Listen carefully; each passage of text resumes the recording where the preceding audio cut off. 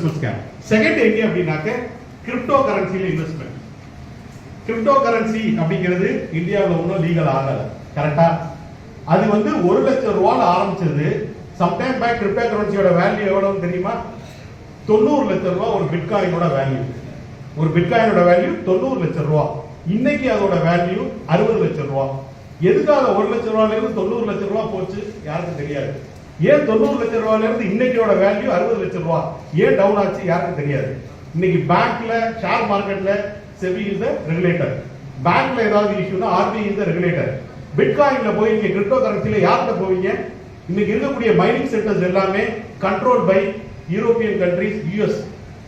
ஏபாக்ல இந்தியாவில் இருக்கக்கூடியது very very minimal. அது மைனிங் பண்ணி அவங்க வந்து ப்ராசஸ் பண்றது எல்லாமே கம்ப்ளீட்லி கண்ட்ரோல் பை சைனா. என்ன ரீசனுக்காக அது வந்து இன்க்ரீஸ் ஆகுது, என்ன ரீசனுக்காக குறையுது அப்படிங்கிறது தெரியாது.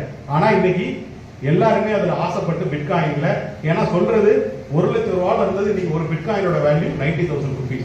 எல்லாருமே இன்வெஸ்ட் பண்றாங்க. இப்போ திடீர்னு வந்து குறைஞ்சிருச்சு, 60 லட்சம் ரூபாய்க்கு வந்துருச்சு. நாளைக்கு இந்த 60 லட்சம் ரூபாயில இருக்கிறது 10 லட்சம் ரூபாய்க்கு வரும், 1 லட்சம் ரூபாய்க்கு வரும். அப்ப நீங்க வந்து 60 லட்சம் ரூபாய் கொடுத்து இன்வெஸ்ட் பண்ணது என்ன ஆகும்? இதுதான் ரெண்டாவது கிரிப்டோ கரன்சியில நிறைய